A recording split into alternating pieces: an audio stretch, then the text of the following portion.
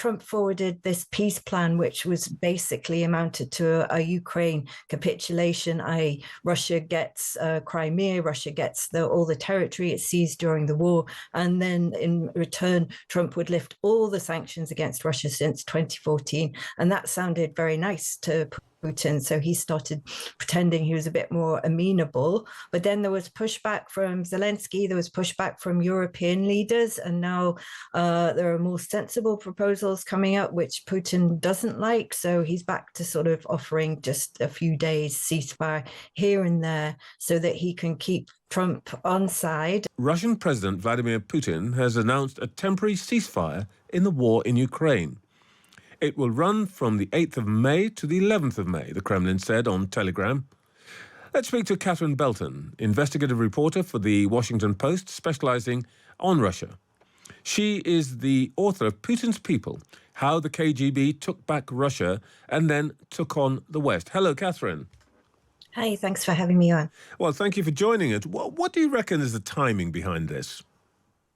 Well, I mean, it looks that Putin is still under pressure from the Trump administration to show willing, at least, that he's ready for a peace agreement, ready for a ceasefire. But the problem is Putin is not. His administration has been making conciliatory noises, but it's certainly no sign at all that they want to kind of stop at the current juncture, especially after Europe intervened last week to support Zelensky, saying there could not be a full recognition of Crimea as Russian territory, that there have to be robust security guarantees for Ukraine. So Putin doesn't like any of this. He probably didn't like watching Trump and Zelensky kind of head to head at the Vatican over the weekend, where it seems like they finally found some kind of rapport. So he's kind of tossing out another 3-day ceasefire, which, as the UK Foreign Ministry remarked on the previous 1-day ceasefire over Easter, is nothing but a stunt. It doesn't mean anything when it doesn't go on for longer than a day or 2 or 3. So the aim here is what? To get Donald Trump back on side?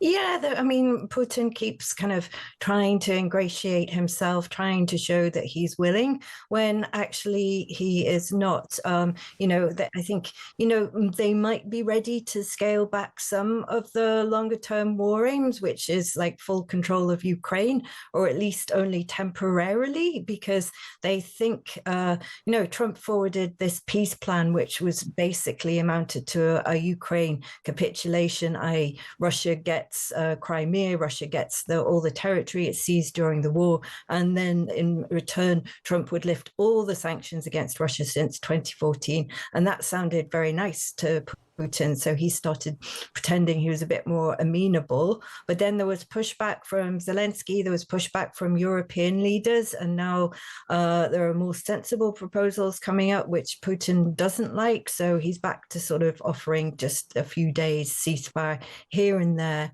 so that he can keep Trump on side and at least feign interest in some kind of negotiations when actually he's not really. Yeah. I don't think we've heard anything from Kiev yet, but what do you think the Ukrainians are going to say? How are they going to respond? Well, I think last time, when Putin suddenly out of nowhere declared this 1-day ceasefire, Zelensky quite rightly said, look, you're just playing with people's lives. This isn't serious.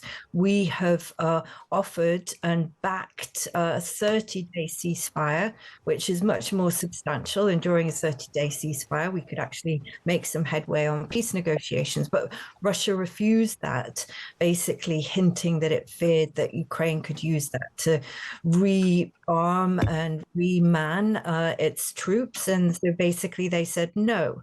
And so Putin keeps trying to kind of, drag it out, pretend that he's interested in a ceasefire, but actually it's not. And these few days, they are essentially meaningless. But probably Zelensky will say yes, because he also has to show willing. But I think he will also stress that, we have backed a 30-day ceasefire. Where are you, Mr. Putin? And clearly you're not interested in peace. North Korea has confirmed for the first time that it sent troops to fight for Russia against Ukraine. In a report on the state news agency, Pyongyang's military claimed its soldiers helped Russian forces completely liberate the Kursk border region.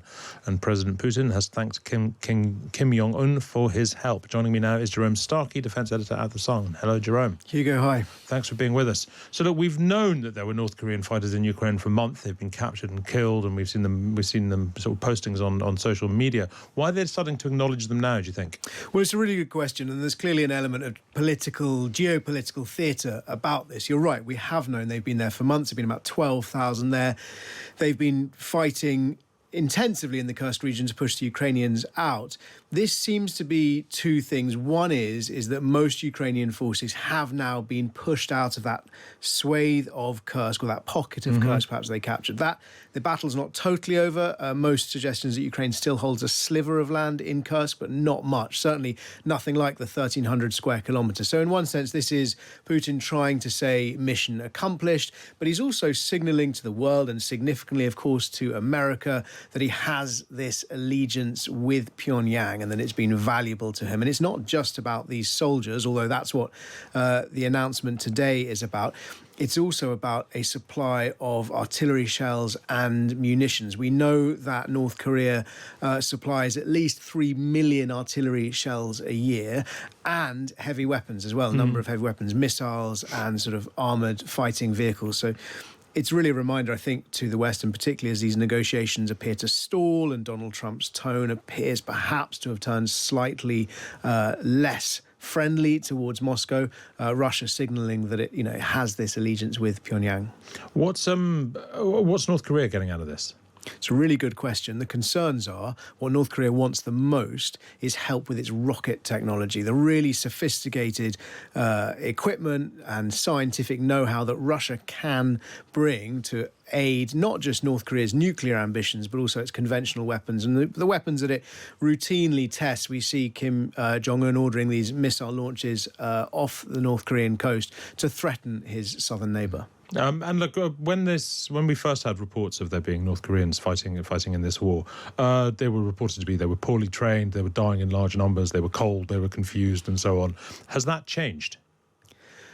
There's certainly all of those problems existed, and many of those problems were to do with coordination. The fact that these two armies hadn't fought together before, the fact that the soldiers spoke different languages and didn't have those standard operating procedures that militaries need when they operate with each other. I mean, even within NATO, which, armies that train together all the time, there's inevitably a small amount of friction when soldiers who aren't used to working with each other start working with each other. I haven't seen anything substantial to suggest that those problems went away, although we didn't hear as much reporting of them as the weeks and months went on. And what's the likelihood, finally, of, I mean, if this conflict goes on, if the peace deals that are on the cards all fail, as one must think they at least might, and, Russia is draining its own population at a rapid rate, is struggling to generate enough troops. What are the likelihood of Russia being able to draw upon foreign troops from elsewhere? Iranians, dissident Syrians, whatever, other allies? Are there other allies in the wings?